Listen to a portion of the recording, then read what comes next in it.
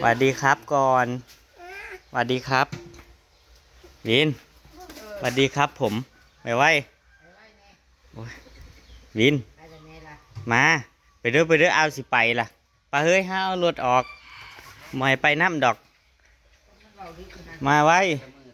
มือนี่สิได้เป่าเค้กอีลีได้มือนี่สิไปสื่อเค้กอีลีได้มือนี่เอาสิไปสื่อเค้กอีลีได้มือนี่ได้เป่าเค้กมือแรกเห็นบอกสบายดีเด้อพี่น้องตื่นมาเช้านี้กับพี่น้องครึมฟ้าครึมฝนอากาศฝนจะมาวันนี้ส่วนสองนางตื่นแต่เช้าพี่น้องมาส่งสองนางนี่แหละอ่ะมาส่งสองนางพี่น้องเมื่อกี้นี่ซื้อเฮ็ดนางฟ้าพี่น้อง10,000มันจะแก่เนี่ยแก่อันนี้คือ10,000กีบมาหอด20 บาทเนี่ยแมวเอาทงเดียวหนึ่งโดนนั้นหนึ่งกระจก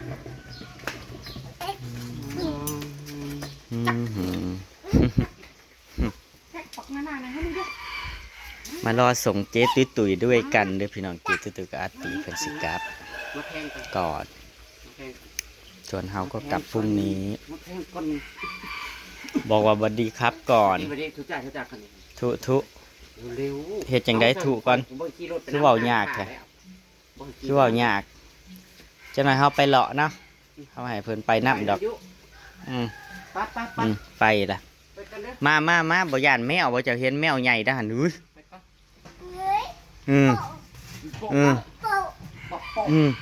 โปโปก็โปใหญ่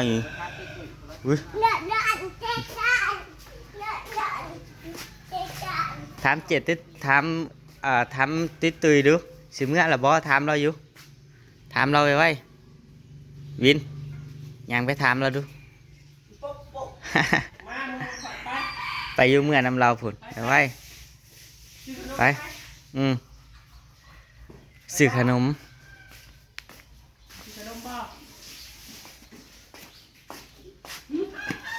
สวัสดีจ้าพี่น้อง ยังได้นอนรับยืมมือขึ้นนี่ไปรับไปแต่เขานอนกันตื่นตี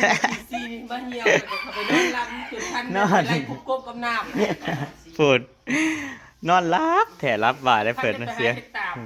เสียงโกนนะทำคนสิลาบโลดเป็นตาสิบลาบตอนนอนมันนอนลงไปแล้วไงเจ้าอะไรเป็นตาสิบลาบเป็นตาสิบตื่นแจ้งกึ๊กหมดไปโอ้ยจะนอนจะเศร้าจะบอกขึ้นมาเรื่อยๆมันจะนานคอยจะนอนบางตีสี่นี่ก็ยังรับควันเจยจังว่าลุกมาเหี่ยวตีสี่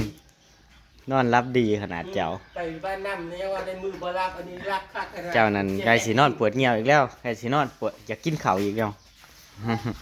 แค่กินแล้วก็เพื่อนลูกกินข้าวเลยเอาเล่นกันยาฮะลูกเป็นยาจะเอาลูกมาขี้ขั้นปิดไก่สีเมื่อป้าวินแล้วมือหนาวกับเมื่อป้าเลยได้วินมือหนาวเมื่อป้าเลยได้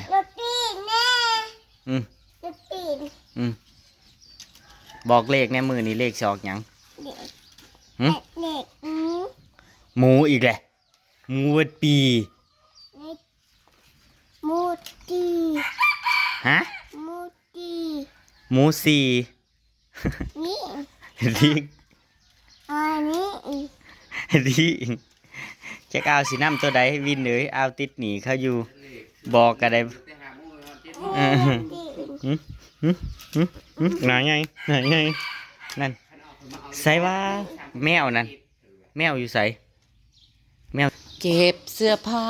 ยัดใส่กระเป๋าก่อนกลับบ้านมาเห็นสุพรรณสิเจนแหว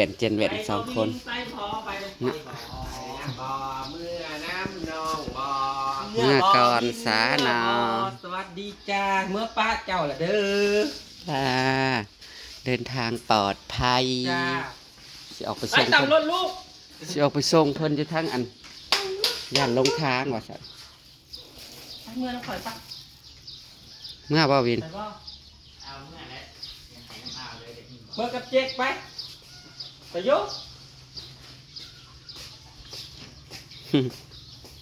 แต่ละมื้อตื่นมามีแต่ละลงมาแม่เจ๊กเมื่อแล้วเจ๊กซีเมื่อแล้วเจ๊กซีเมื่อแล้ว ตื่นมาแล้ว อ่ะ พาเฮ้ยเฮาเมื่อ ไป ไปเฮาเมื่อบ่ให้แม่บ่ให้เมื่อบ่ให้เมื่อเลยเบิดว่าครับ ไปเมื่อปลาเปิดไปขึ้นรถ ถามที่ไม่ง่ายอยู่เปล่า ให้เราเมื่อบ่นี่ให้เราเมื่ออยู่ อือ ให้เราเมื่อ ให้เจ๊กเมื่อเปล่า เด็กกับชีเมื่อนี่ให้เมื่ออยู่ให้เมื่อบ่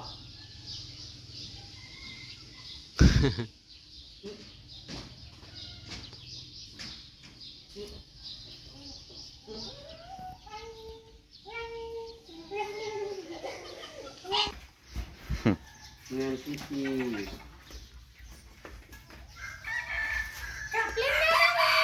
ไปเมื่อเราปล่อยเวน ซื้อกินกลางทางขอบคุณพี่ๆจากลงน้ำกลับบ้าน จ้าขอบคุณดีหลายๆเด้อจ้าขอบคุณหลายๆเด้อพี่ที นะครับก็ เดินทางปลอดภัยพากันแก่พากันแก่คอยกลับเด้อ จ้า ว่าต้องรีบอีกฮอดไว้อยู่ดอกสมุง ไปมาวิน สองสมุง น้ำมัน เอาขอบคุณหลายๆเด้อจ้า น้ำมันเต็มถัง จ้า ออกไปใส่ในหมองทางหมองเลยนะโป่งมาหนึ่งใส่ ออกแหละ แหละเอาไปไหน ออกคอนกรีตนั่นแหละจบออกไปทางนี้แหละที่ทางเฮาพาขี่ออกไปนั่นแหละ วินไปมาวินไปมาไปสิโอมาไปสิโอ เป็น มา น้ำลาบ อืมไปน้ำเหล่าบ่ เมื่อก่อนเจ๊กไป เฮ้ยนี่ตื่นเช้ามาเดี๋ยวจะเข้าเมื่อปลาเลยไปเมื่อก่อนไป ไปไหมไปไหมเมื่อน้ำเหล่า เราปัญญาอันมูมาอยู่วันสอง บางแง่เนี่ยไปยังยาก เราหักเด็กสิตาย เราเราแพงเด็กกระดอเออ เมื่อถ่ายให้โบสแบบนี้พ้นตกเลยมืดพ้นอยู่ รถมันทางบ้านเฮาหรอกนะ ตกมาจากทางบ้านนะมันมืดอยู่ทางน่ะเดแดดออกมาแหละอบอุ่น โอ้ยอุ่นว่ะ มันหอม อย่างง่วงนอนเด้อเมซี่เอา อ๋อโม่เรากินเอ็มร้อยแค่3 ขวด มันคือว่าชักข้างรถ ไปมืออื่นมือพักก็เจอกัน จ้า พอเฮากลับมืออื่นพี่น้อง ถ้าได้ซื้อมือก่อนพี่ดาวโอ้ยเราอยู่คุณโม่ เพื่อนกันร้อนพริกไทยพริกกล้วยว่าสิร้อนไว้จะได้กันต่อละ ต่อใจ บัดแม่นางนั้นสมารับดีแต่ เกิดดีที่ฮูเมอร์เดียวกับลูกบ้านเยี่ยมกับบ้าน แต่ก็ยังดีได้2คืนพี่น้อง พันได้แต่ให้ตับจนไปไล่คุ้มกบกับหน้าผู บอกเลยแล้วเลยจากเลยกบแล้ว คุ้มกระจกมันบริกรรม เลขสองกบอีกแล้ว เพื่อนให้ดูสิบตาย ยิน บ่เฮามีอยู่ทั้งเงือกกับกระเป๋ามา ไปบ้าง ไปยุ เมื่อติดจักรจันทร์ เมื่อเราไม่ติดจักรจันทร์ ติดแม่ง ไปพ่อไป เมื่อติดแม่งเมื่อติดแม่งอยู่สวรรค์ไป แม่งยาอันนะยาอันแม่บายแล้วก่อนไว้แม่บายจังได ไป วิน บาย เก็บขยะในน้ำปรุงก่อนบุญมาน้ำปรุงเลิกเลย มีเสียวยางอยู่แถวนั้นนั่น เนาะ เสียวกับมียางอยู่แถวนั้นนั่น ไปเด้อจับ ไป เด้ เด้ อ อไปเด้อเมื่อไรเด้อบัดนี้เมื่อ แม่บาย แม่เมื่อไรเด้อแม่เมื่อก่อน ไปเฮ้ยไปแค่คอยครับคอยไปคอยมาจำทางออกแต่ได้แต่ว่า บ่ได้ก็สิเปิดแมปใจงามแบบนี้บ่ได้ก็สิเปิด GPS ใจ ไผสิครับออกไปนี่ ให้นะครับออกก่อน นั่งสิพบว่าเลย คือไปนปงไปเมืองโคงบ่แต่ละเมืองโคง ชื่อนั่น นี่นะหัวจืดไปเมื่อนี้ละพี่น้องเดินทางปลอดภัยเฮ้ยเดินทางปลอดภัย ปอดพูดกับปอกฮัดกะมงดอก ไปคนทักหมอ จ้าจะพักก่อนทำบ่ได้พักไหน เลยครับ ฮัดกับซอก ถ้าซุ่มโตบ่ได้ซุ่มโตบ่ได้พักซุ่มโตก็ไปพักอยู่ปากซอง ไปใส่ข้างหน้า ไปนั่งกินข้าวอยู่ปากซองนะ นั่น ไปพักอยู่ปากซ จั อบ ง ได้เกือบจุ๊บ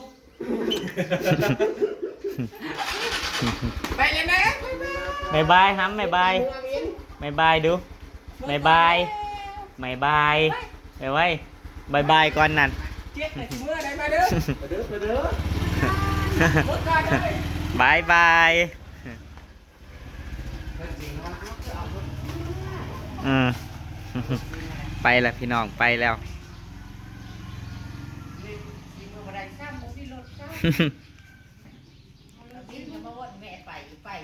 อืมเอาบ่มีรถเมื่อได้ป่ะนี่วิน วินสิเมื่อทรงอยุเขาเอารถเอาไปเลยเอารถวินแล้วเมื่อวินกับบริขี้ก็ไม่ไง สงสัยสงสัย คนน้อยๆสงสัยเป็น อืมสงสัยเป็นแท้ ไปใช้นี่ลูกค่ะไปน้ำอาคุณจินะอาสิค่ะ สิตำแจ่ว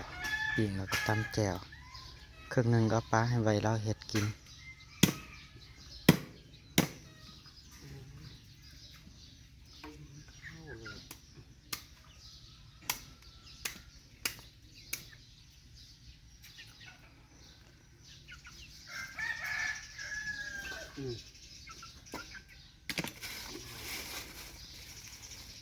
ไว้ก่อน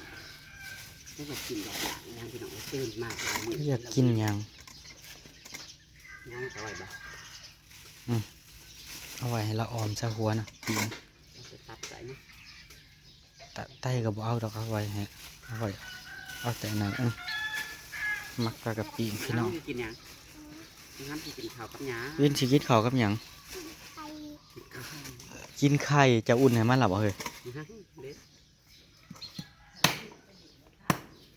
กินไข่ค่ะ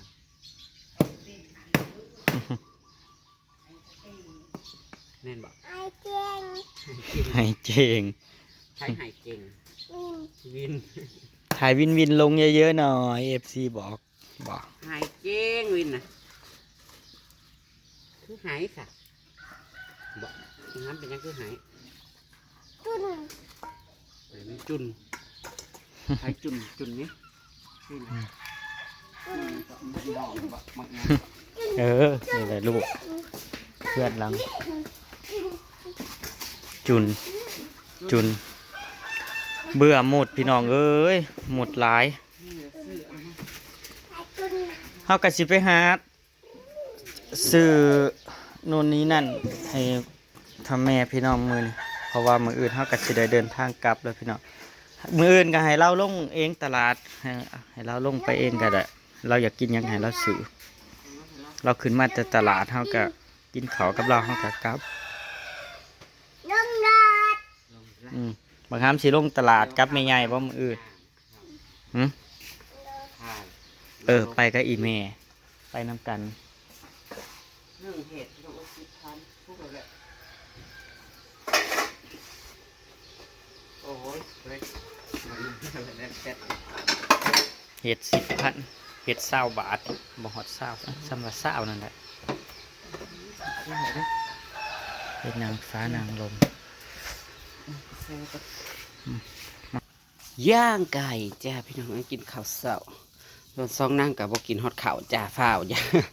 อยากเมื่อแห้งทาให้อันโอ้ยใส่นี่กะทาให้แจ้งนะก็พอแห้งเลยแหละย่างไก่บ้านพี่น้องที่ครัวลงมามือนั่นแหละจะ2 ตัวยายแล้วกับกินไก่เพราะว่าเราบอกกินอันนี้1 เห็ดโอ้ยลาบซีนแต่เมื่อคืนกันยังบ่เสียเลยบ่ส่วนห้าวกับมืออื่นก็สิไปซื้อกับข้าวกับน้ำนะเตรียมให้ยายมื้อนี้แล้วก็สิเพิ่นจะทาสีห้องน้ำว่าซั่นถ้ามันเฮ็ดหยังห้องน้ำมันก็อันนี้แหละเพิ่นยังอยากทาสีซื้อสายสายยางให้เพิ่นมันแตกมันตึกไปเลยอื่นก็ได้กลับแล้วเนี่ยนะลงมากับพี่น้องเอ้ยอยู่2-3 มื้อพูดกับไก่กะหมูหมากะไก่คิดฮอดหมูหมากะไก่เลยนี่ก็ให้ยานี่เบิ่งขาเลยมาบ่ยากกะยากคือกันแล้วเนาะไปมาเอาเนาะพี่น้องเอ้ยเฮ็ดอะไรมันไก่กันส่วนซองนางผมบ่เคยมาแฮง เงียบเงามาบ้านเงียบเด้อพี่น้องเอ้ยทางนี้นะหน้าบ้านเนี่ยคนสิทพานคอยมีแหละนะขนาดหน้าแรงนี่ยามหน้าแห่งบ่ต้องเว้าถึง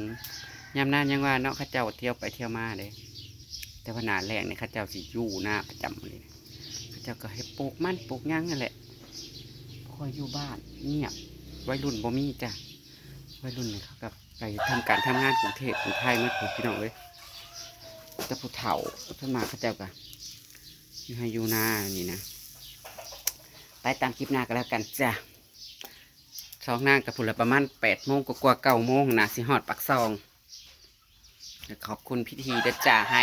ค่ากินนางกินระหว่างทางกลับแล้วก็เจซี่ก็ให้ค่าน้ำมันเพิ่น